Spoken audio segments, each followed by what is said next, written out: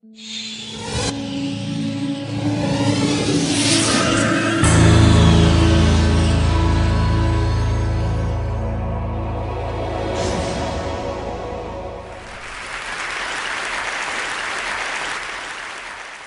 I was privileged to train in transplantation under two great surgical pioneers, Thomas Tazel, who performed the world's first successful liver transplant in 1967, and Sergey Brin, who performed the first liver transplant in the UK in the following year. I returned to Singapore and in 1990 performed Asia's first successful cadaveric liver transplant procedure, but against all odds. Now when I look back, the transplant was actually the easiest part. Next, raising the money to fund the procedure.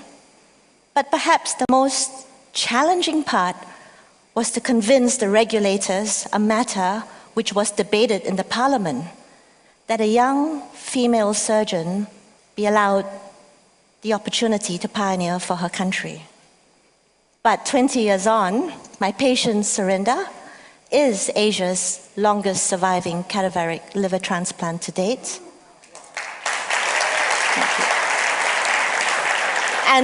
And perhaps more important, I am the proud godmother to her 14-year-old son. But not all patients on the transplant waitlist are so fortunate. The truth is, there are just simply not enough donor organs to go around. As the demand for donor organs continues to rise, in large part due to the aging population, the supply has remained relatively constant.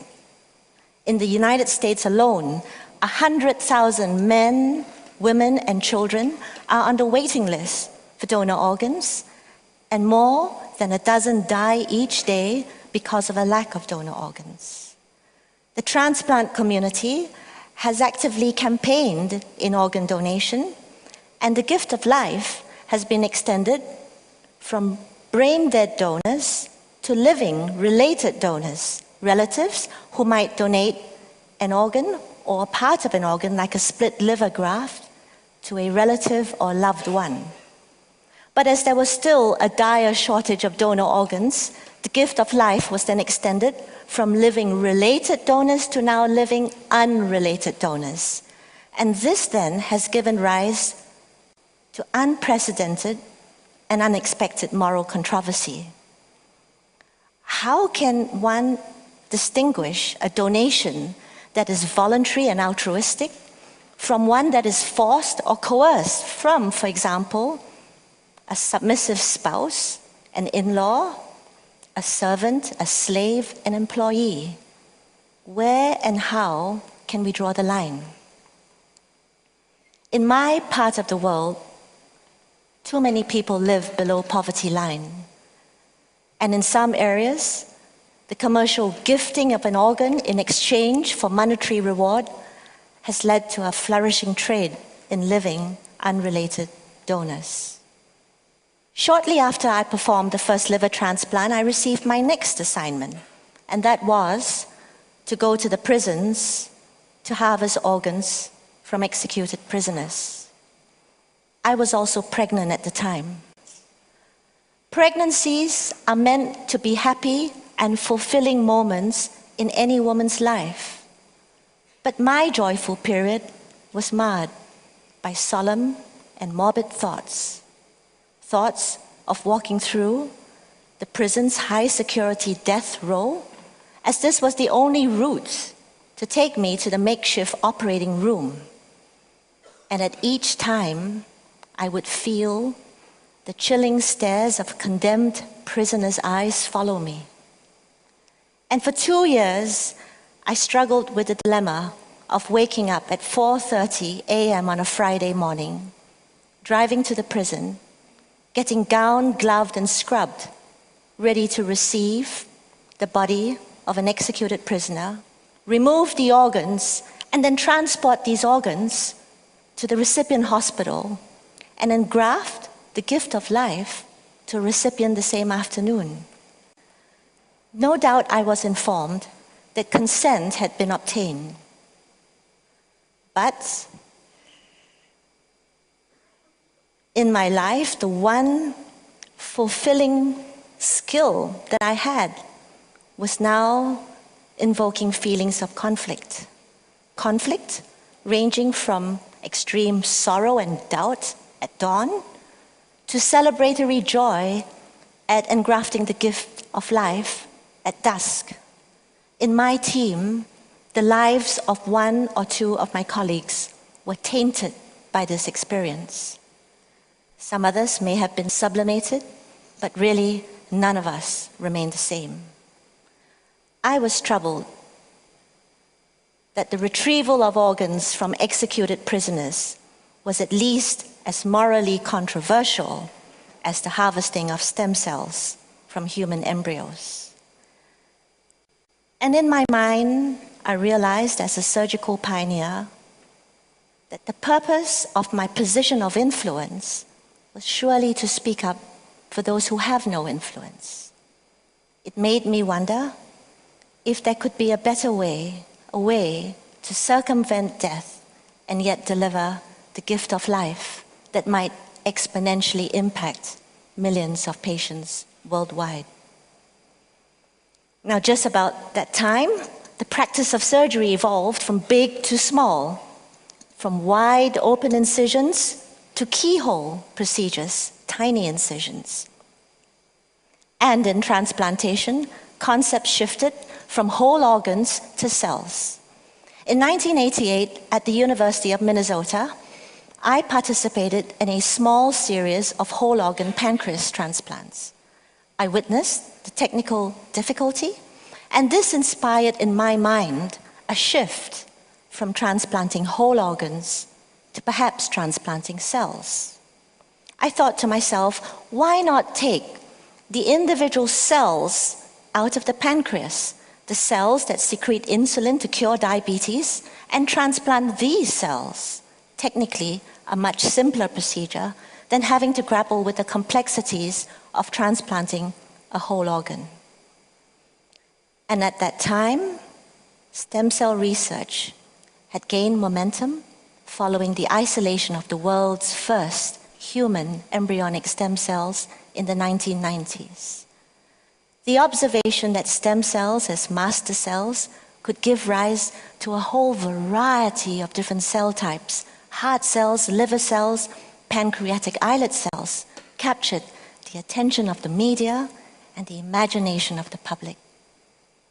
I too was fascinated by this new and disruptive cell technology, and this inspired a shift in my mindset from transplanting whole organs to transplanting cells. And I focused my research on stem cells as a possible source for cell transplants. Today we realize that there are many different types of stem cells. Embryonic stem cells have occupied center stage, chiefly because of their pluripotency, that is, their ease in differentiating into a variety of different cell types. But the moral controversy surrounding embryonic stem cells, the fact that these cells are derived from 5-day-old human embryos, has encouraged research into other types of stem cells. Now, to the ridicule of my colleagues, I inspired my lab to focus on what I thought was the most non-controversial source of stem cells, adipose tissue or fat. Yes, fat. Nowadays available in abundant supply. You and I think, would be very happy to get rid of anyway. Fat-derived stem cells are adult stem cells.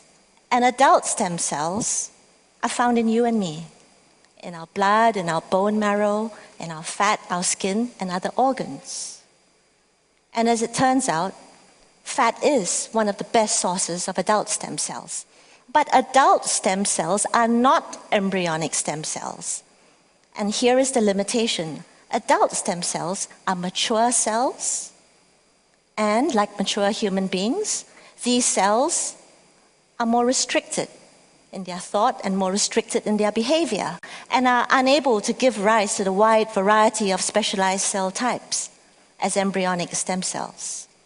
But in 2007, two remarkable individuals, Shinya Yamanaka of Japan and Jamie Thompson of the United States, made an astounding discovery. They discovered that adult cells taken from you and me could be reprogrammed back into embryonic-like cells, which they termed iPS cells, or induced pluripotent stem cells. And so guess what? Scientists around the world and in the labs are racing to convert aging adult cells from you and me. They are racing to reprogram these cells back into more youthful iPS cells. And in our lab, we are focused on taking fat and reprogramming mounds of fat into fountains of youthful cells, cells that we may use to then form other more specialized cells, which one day may be used as cell transplants. If this research is successful, it may then reduce the need to research and sacrifice human embryos. Indeed, there is a lot of hype, but also hope that the promise of stem cells will one day provide cures for a whole range of conditions: heart disease, stroke, diabetes, spinal cord injury, muscular dystrophy, retinal eye diseases. Are any of these conditions relevant personally to you? In May 2006, something horrible happened to me. I was about to start a robotic operation, but stepping out of the elevator into the bright and glaring lights of the operating room, I realized that my left visual field was fast collapsing into darkness. Earlier that week, I had taken a rather hard knock during late spring skiing. Yes, I fell. And I started to see floaters and stars, which I casually dismissed to too much high-altitude sun exposure. What happened to me might have been catastrophic, if not for the fact that I was within reach of good surgical access and I had my vision restored, but not before a prolonged period of convalescence, 3 months in a head-down position. This experience taught me to empathize more with my patients, and especially those with retinal diseases.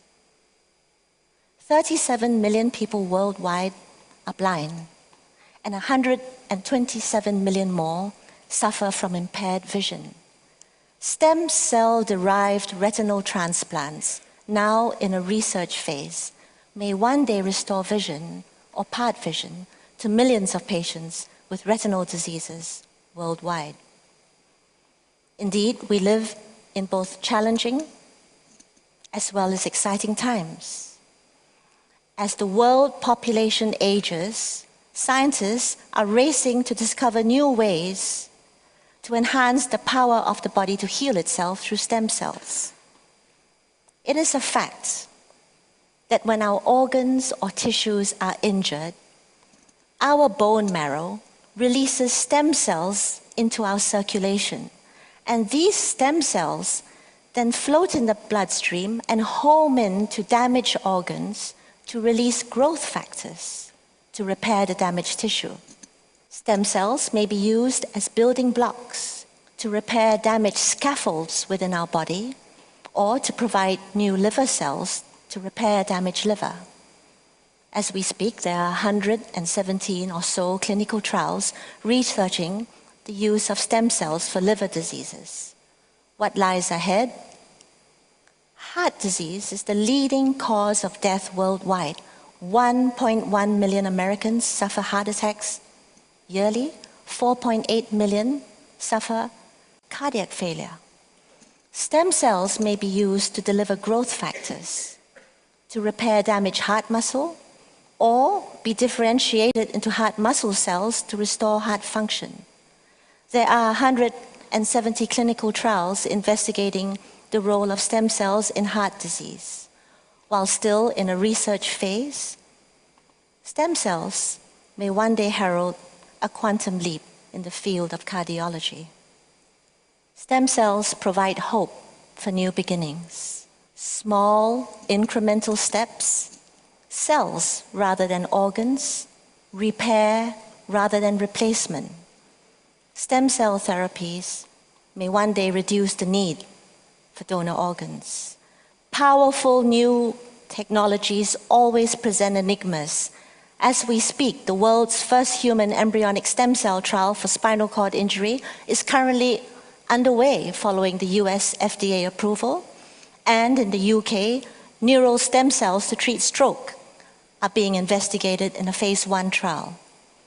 The research success that we celebrate today has been made possible by the curiosity and contribution and commitment of individual scientists and medical pioneers. Each one has his story. My story has been about my journey from organs to cells, a journey through controversy inspired by hope. Hope that as we age, you and I may one day celebrate longevity with an improved quality of life. Thank you.